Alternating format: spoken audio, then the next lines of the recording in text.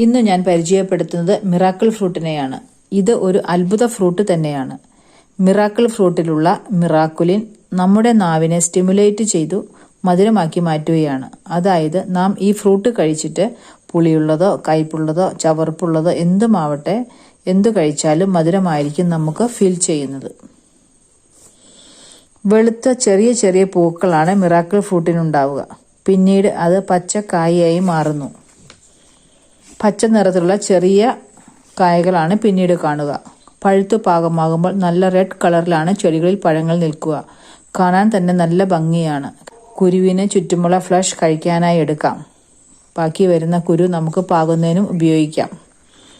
അധികം കീടബാധയൊന്നും ഉണ്ടാവാറില്ല.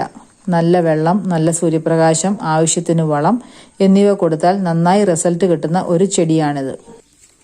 ഇതിന്റെ വില പറയുകയാണെങ്കിൽ 50 രൂപ മുതൽ വില വരും. സൈസ് അനുസരിച്ചാണ് ഇതിന്റെ വില വരുന്നത്. നേഴ്സറികളിൽ മാക്സിമം 500 രൂപ വരെ വിലയെ വരൂ.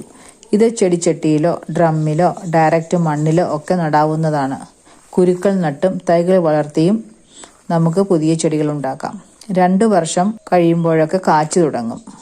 ബഡും ഗ്രാഫ്റ്റും തൈകൾ വാങ്ങിയാൽ പെട്ടെന്ന് പഴങ്ങൾ പറിക്കാം. നല്ല സൂര്യപ്രകാശം വേണം. വളങ്ങൾ എല്ലുപൊടി, ചാണകപ്പൊടി, വേപ്പിൻ പിണ്ണാക്ക് അല്ലെങ്കിൽ നമ്മുടെ വീട്ടിൽ എന്താണ് അവൈലബിൾ ആ വളം അതും ഇട്ടുകൊടുത്താൽ മതി.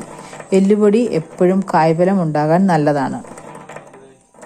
പിന്നെയും ഇത് കൂടുതലായി ഒരു തമാശയ്ക്കും രസത്തിനും ഒക്കെ കഴിക്കാൻ പറ്റിയ ഒരു നല്ല പഴമാണിത്. പക്ഷേ ഇത് കൂടുതൽ ഗുണം ചെയ്യുന്നത് പ്രമേഹ രോഗികൾക്കാണ്. ചായയോ കാപ്പിയോ ലൈം ജ്യൂസോ അങ്ങനെ എന്തു കഴിച്ചാലും ഒരു മധുരം കിട്ടാനായി ഈ പഴം 2 എണ്ണം കഴിച്ചിട്ട് ഭക്ഷണം കഴിച്ചാൽ മതി. അപ്പം നല്ലൊരു പഴമാണല്ലേ ഈ മിറാക്കിൾ ഫ്രൂട്ട്. ഒരു തൈ നിങ്ങളുടെ വീട്ടിലും വളരട്ടെ. വീഡിയോ ഇഷ്ടമായ ലൈക്ക് ചെയ്യാനും സബ്സ്ക്രൈബ് ചെയ്യാനും ഷെയർ ചെയ്യാനും മറക്കല്ലേ. Thanks for watching.